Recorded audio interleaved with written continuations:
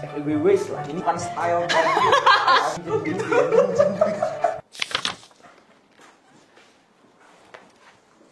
Halo, selamat datang di e-sharing 4. Hai.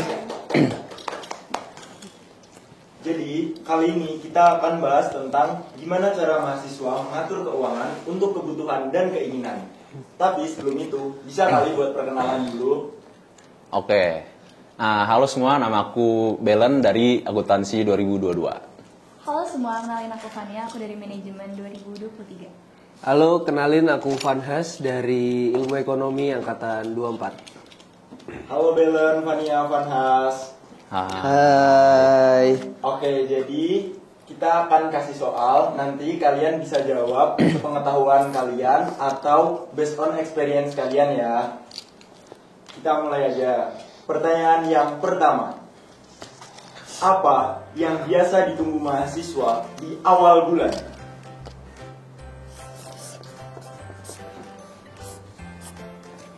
Udah? Oke. Udah. 3, 2, 1, nanti kalian balik. 3 2, 1. Uang bulanan, uang jajan. Sama. Ngomongin soal uang bulanan, biasanya uang bulanan itu dipakai buat apa aja sih? Terus juga apa sih hal yang paling nguras kantong, tapi paling seru dan nggak bisa ditinggalin? Oke. Kalau aku biasanya uang bulanan tuh buat makan, terus makan lagi, makan terus buat makan, buat nongkrong, sama buat belanja bulanan kayak sampo, sabun, pasta gigi, itu sih. Kalau aku biasanya uang bulanan itu buat makan, buat nongkrong, sama belanja. Dan yang paling nguras kantong makan, karena aku suka makan. Oke. Kalau aku uang bulanan habis buat makan pasti, terus butuh kendaraan. Emang Kak Belen ini jalan kaki ke kampus, pasti kan pakai kendaraan. Aku juga BBM lah, berarti makan BBM. Terus iya nongkrong sesekali, agak sering lah. Sama beberapa kebutuhan khusus lah ya. Ya itu. Next, apa yang paling asik tapi yang paling boros tapi seru katanya? Aduh, kalau aku ya Kak Belen ya, jujur banget nih, dari lubuk hati yang paling dalam. Kalau aku sih yang sebenarnya tuh boros, tapi tuh kayak asik gitu ngejalaninnya. Itu aku suka datang ke festival musik, soalnya itu sebagai pelarian saya. Oh iya. Dari kerasnya kehidupan ini. Gitu. Kalau Fania apa tadi? Kulineran. Oh suka kulineran ya berarti. Tempat baru. Cobain tempat baru. Oke, kalau aku jujur yang paling boros tapi seru main judi enggak. Kayak nongkrong sih guys. Aku tuh soalnya sering banget nongkrong, terus ini agak personal. Terus kayak banyak kan nongkrong tuh bisa sampai 30.000 soalnya nongkrong. Nah, itu menurut aku yang paling boros sih. Tapi seru, pasti seru. Nambah temen juga. Udah, lanjut. Oke, bisa lagi buat pertanyaan kedua. Skala apa yang biasa digunakan untuk mengurutkan kebutuhan berdasarkan kepentingan? Oke.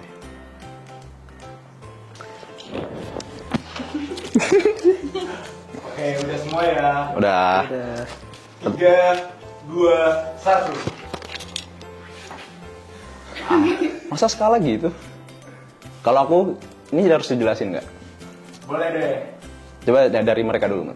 Kalau aku simpel aja sih, yang penting makan, bensin, terus kebutuhan nongkrong, ngopi bila mampu, 4 sehat, 5 sempurna, yang keenam opsional apa aja itu mah. Itu sih kalau aku. Kalau aku penting mendesak tuh kayak makan itu penting ya. Terus kalau penting tidak mendesak mungkin kayak baju gitu, perfume, makeup. Terus kalau yang kurang penting yang paling nongkrong. Kalau aku bagi ke tabel guys. Jadi ini butuh dan pengen, kita harus bedain. Nah di sini nanti ada tiernya, ada mampu, nggak mampu banget. Jadi kita harus kayak wah saya butuh ini nih tapi nggak mampu, terus minta pertolongan. Kok gitu? Ya pokoknya aku biasanya bagi ke kayak gini lah. Jadi yang butuh dan mampu dibeli terlebih dahulu kayak gitu, yang lainnya menyesuaikan. Iya. Bisa pinjam temennya juga. Ya. Oke, ngomongin kan kalian udah bagi skala-skalanya nih. Pernah nggak sih kalian tuh kedapetan uang bulanannya tuh udah mepet banget, padahal masih banyak bulan. Terus gimana sih kalian biar bisa bertahan hidup sampai akhir bulan? Kalau aku kedapatan di situasi kayak gitu, kalau udah mepet banget, yang pertama aku pentingkan itu makan dulu guys, untuk bertahan hidup, untuk survive ya. Bisa dengan kalian ikut seminar-seminar yang ada di kampus, atau coba agak menjelang sore-sore gitu kalian keliling-keliling aja perempatan-perempatan, biasanya banyak yang bagi-bagi makanan. Enggak. Nah terus biasanya kalau udah mentok banget, mepet banget deh, bahkan sampai bensin aja nggak bisa beli. Biasanya aku minta jemput temanku. Untung temanku tuh baik-baik. Baik. Ada yang searah juga kan. Terus intinya kalau duitnya mepet tuh kuliah langsung pulang. Nggak usah diajak mau kemana-mana tuh, jangan. Berbahaya itu, berbahaya. Kalau aku biasanya dibudgetin, terus habis itu makannya mungkin yang kayak yang kenyang tapi hemat gitu. Kalau aku sebagai yang paling tua di sini, jujur sering. Ini minta tolong ya guys. Jadi kalau aku triknya tuh adalah, kalau malah kebalikannya Vanhas. Kalau saya banyakin nongkrong, kenapa? Karena nongkrong nih misalkan 20.000, tapi kan bisa dapat pinjaman 100.000. Jadi saya utamakan nongkrong guys. Ini based on experience, sorry. Oke, kita akan masuk ke pertanyaan yang ketiga.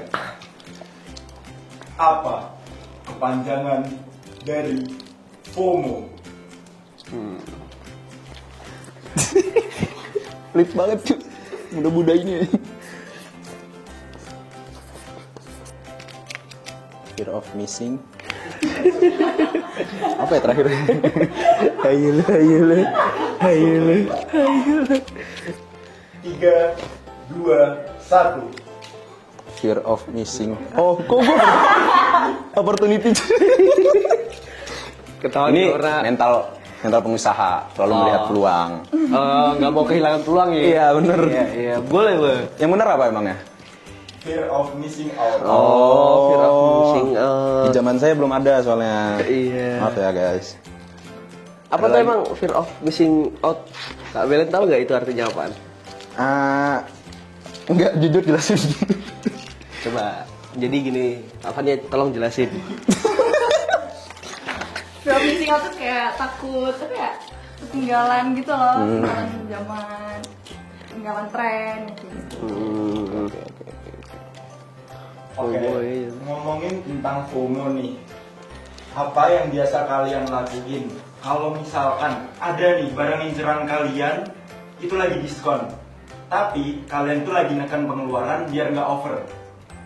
Kalau aku sih biasanya kalau misalnya lagi diskon terus lagi nekan budget, itu biarin aja sih, nggak usah dibeli karena pasti suatu hari bakal diskon lagi. Jadi kayak ya udah ditunggu aja. Kalau emang pengen banget pakai duit tabungan gitu, jadi ngutang ke duit tabungan di situ beli kayak gitu.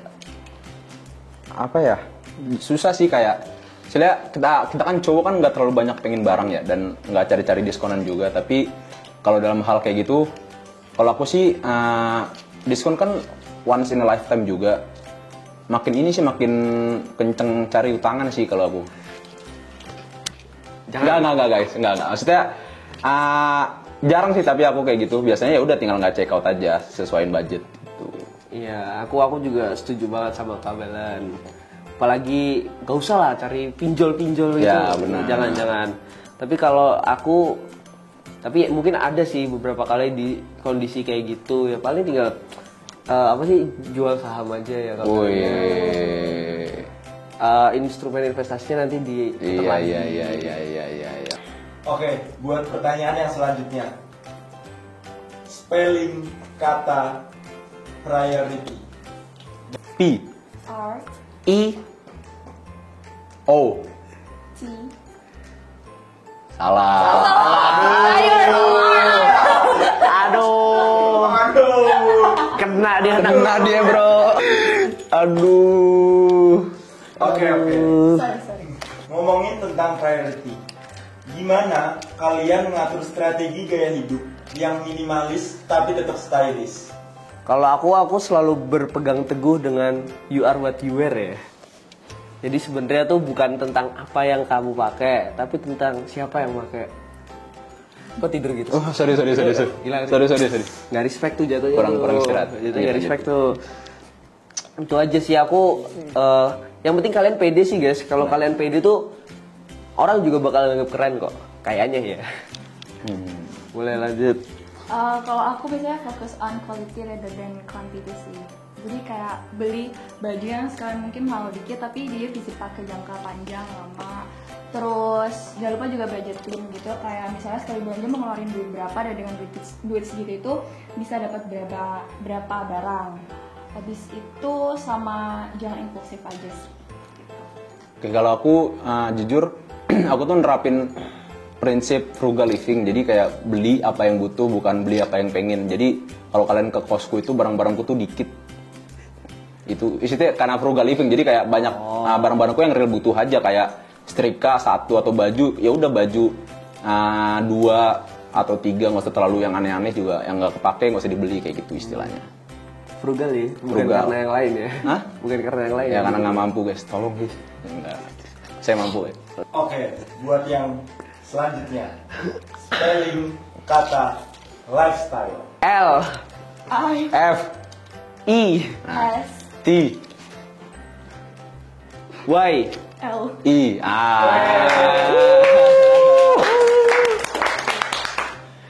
Ngomongin soal lifestyle, ada nggak sih perbedaan dari maba sampai ke udah kampus? Kok moderatornya ngatain? Aku nggak tahu ya jujur kalau teman-teman angkatan 24 yang lain. Tapi mungkin kebanyakan rata-rata angkatan 24 tuh masih yang dia mau pakai bajunya tuh yang aman-aman aja. Biasanya gitu, takut dimarahin PK4L, takut dikejar-kejar PK4L kalau pakai celana pendek, kaosan sama celana di kampus. Jadi mereka pasti pakainya yang aman-aman aja. FEB waist lah. Ini lifestyle khas, bukan style baju. Lifestyle kayak nongkrong. Oh sorry. Gua gak nangkep. Sorry, gak nangkep.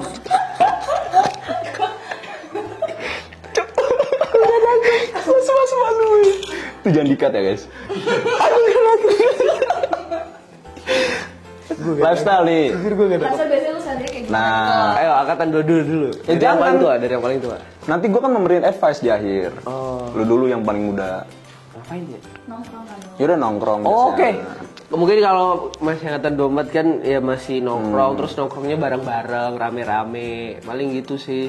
Kalau dari 24 terus masih kayak explore tempat. Masih ya mereka jalan rame-rame gitulah, sok-sok circle-circlean.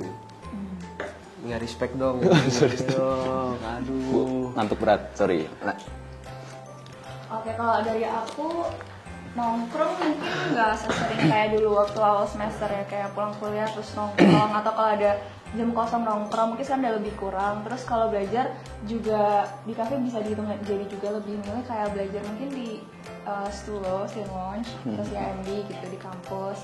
Terus kalau makan ya masih sama kayak semester 1 sih, nyoba-nyoba mana-mana, semua dicoba yang baru-baru.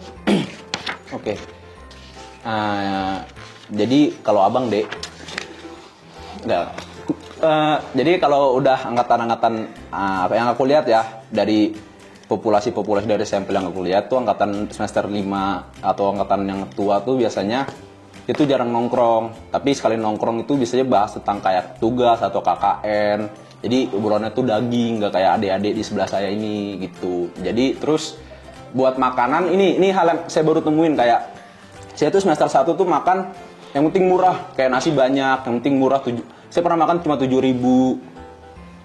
Saya karena nggak ngaku ngambil lauk. Nggak karena bang lauknya 7.000 guys. nasi sama telur.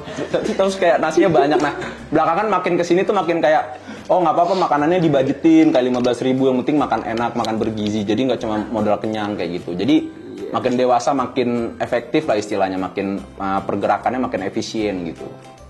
Itu sih perbedaannya. Untuk pertanyaannya udah selesai nih.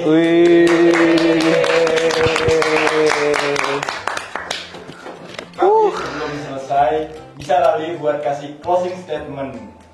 Oke, buat teman-teman di luar sana yang mungkin anak rantau tapi harus hemat demi bertahan hidup, mungkin bisa set and know your priority, terus stop FOMO, sama bisa nolak ajakan orang lain, itu paling penting. Oke, kalau dari aku sama jangan ikutin gengsi, jangan aduh udahlah apa yang kalian mau aja gitu loh, yang kalian lakukan tuh apa yang kalian mau, sama jangan pinjol, jangan judol. Woi, nah.